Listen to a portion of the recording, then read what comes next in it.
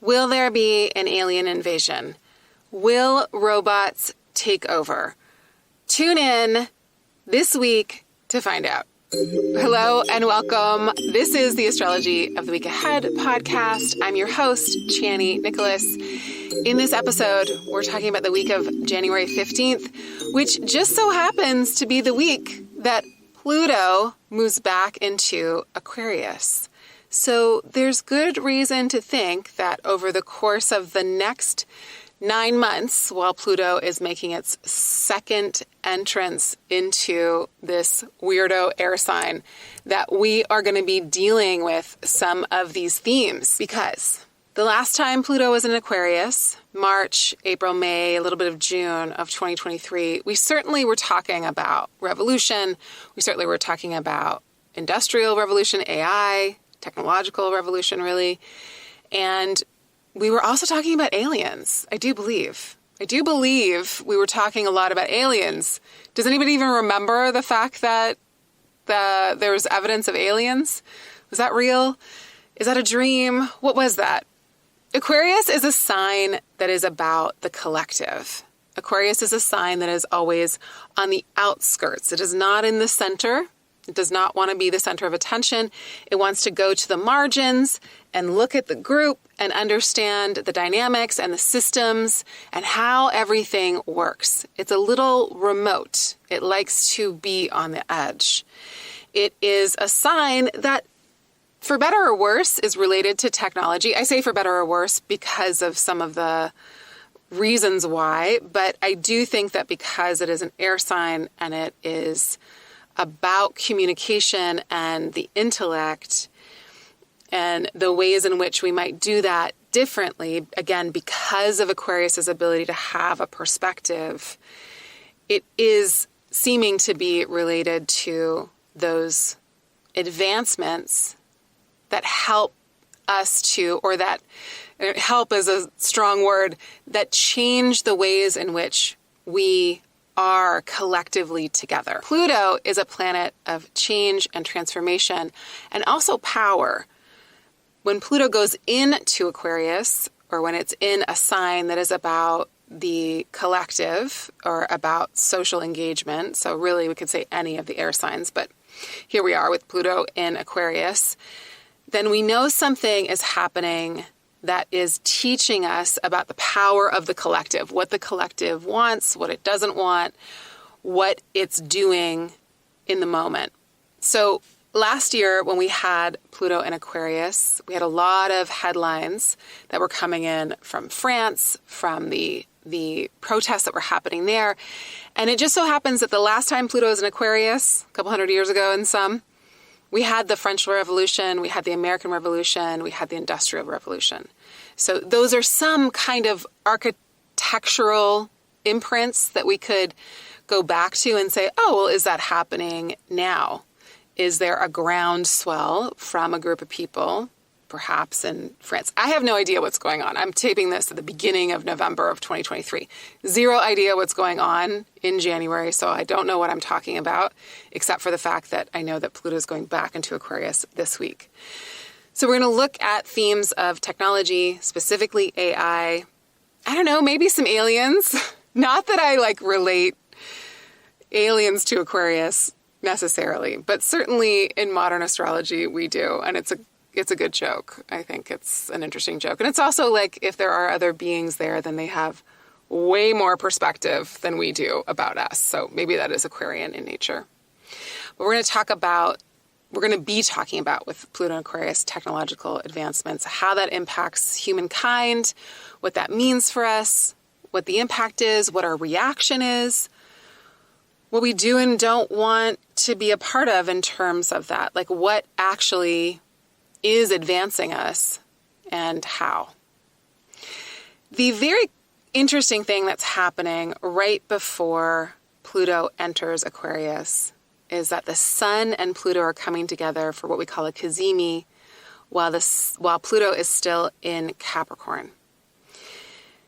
That is shining the light definitely on our financial systems and structures. Again, I have no idea what's happening at this time of year, But because Pluto entered Capricorn in 2008, around the time of that big old financial crash, and when Pluto was going in and out of Capricorn and Aquarius last year, we had more of those headlines surfacing about the bumpiness of the financial world and that it was a parallel to 2008 financial crashes. I'm also like, is something happening because Pluto's changing signs and because Pluto is going through this moment of magnification and we could say purification with the sun? It just seems extra suspect to me that these things are going on. And I don't mean that that's bad or good. It just is. There's a magnification on the things that go on a bit of a subterranean level. Pluto talks about what goes on underneath the surface because it is in Greco-Roman mythology related to, or it's the god of the underworld, right? So what's going on underneath everything? And Capricorn deals with the structures and the material reality of life. And Aquarius deals with ideas and systems and technology, perhaps, and also the collective, the group, whatever impacts the group. So we're going back and forth between these two subjects. And the deal with Pluto is that it moves so slowly. It's like 248 years for it to do a rotation, to go through all the signs. So when it changes signs, which it only does about 20 years, every 20 years, give or take a couple, it's a big deal because it doesn't happen every day. Like the moon changes signs every 2.5 days, the sun every 30-ish days. Pluto takes like decades to change signs. So when it's going in between signs, in and out, it usually is like a kind of seismic shift that's going on that's related in somewhat to the signs themselves and what they tend to symbolize.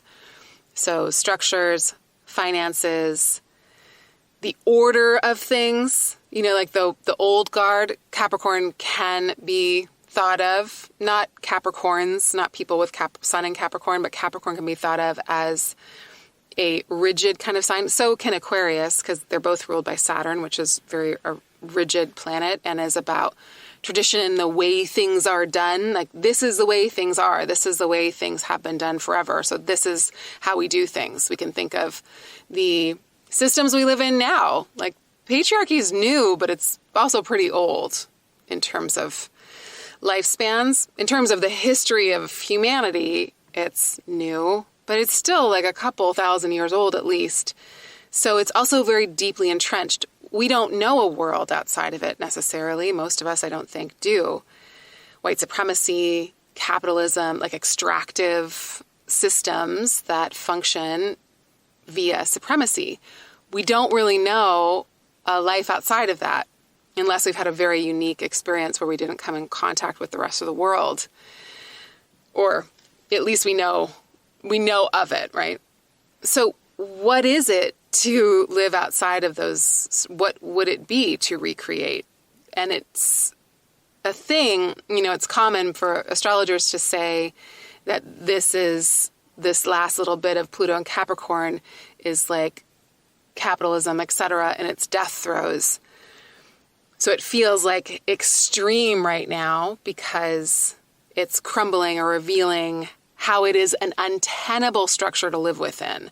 White supremacist, colonial, patriarchal, etc. Did I miss one? Patriarchal, white supremacist, colonial, capitalism. This is an untenable structure to live within because it's all about extraction. So eventually things collapse because they are not generative.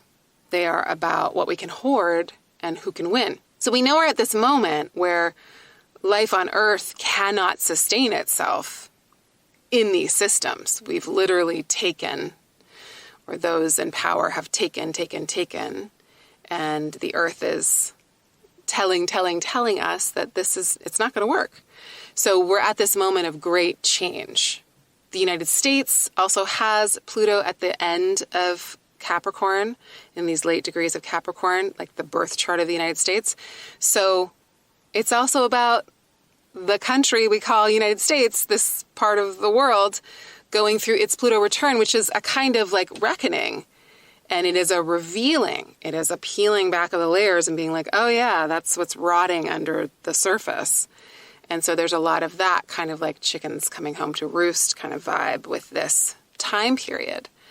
It doesn't mean that everything's going to be lovely and great when Pluto moves into Aquarius, though, because Pluto is about power. And if Aquarius is about the masses and mass communication and possibly technology, then how is technology used against us? Is it for us? It could be. We could have technology supporting life on Earth. We could have it doing something that is phenomenal. We could be in partnership with it in a way that was generative and was problem-solving, solution-oriented. Imagine that, solution-oriented technology. I mean, it's there. We've got it. We could do it. We can do it. We can do it, but we have to demand it. All of that happens this weekend. And that's big, big, big picture stuff, right? That's like big, like humanity in a moment, in a change. And this is going to happen for the next 9 months. Pluto will be in Aquarius for the next 9 months until September. It'll leave until November, and then it'll come back in November of 2024 and be there for good for like almost 20 years. So got this 9-month chapter. Got one little thing to close up in terms of later in the year. I don't know if you know of anything eventful happening September, October, November of 2024, but there we are. Pluto's changing signs back and forth, finishing something up. Yes, again, the United States is having its Pluto return, and that will be the last little bit of it. So definitely interesting times we're living in, times of great change, and that's just going to start to happen this weekend. And again, it's going to, all told, it's like a 20-year process. So not everything will be revealed this week, but I do expect some headlines later this weekend, maybe into next week, that will start to articulate and pick up on the things we were understanding, learning last year, and maybe 248 years ago. Besides that, there's some really great astrology happening this week. Very quick little ditties that are very supportive.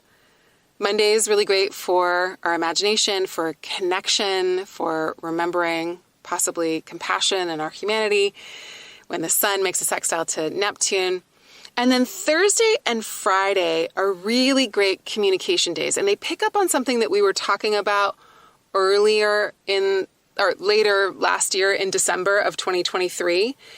That's when Mercury was just before it was retrograde and during its retrograde. And now we've circled back. So we're circling back to conversations that are hopeful, inspiring, and big picture stuff. Also on Friday, Venus makes a square to Neptune, and it's going to make us want to get out of Dodge, to enjoy ourselves, to indulge in a little escapism. I hope it's just full of pleasure and delights. So that's the local read. I go into great detail about it in your weekly readings on the Chani app. If you're not already there, you can download it for iOS and Android.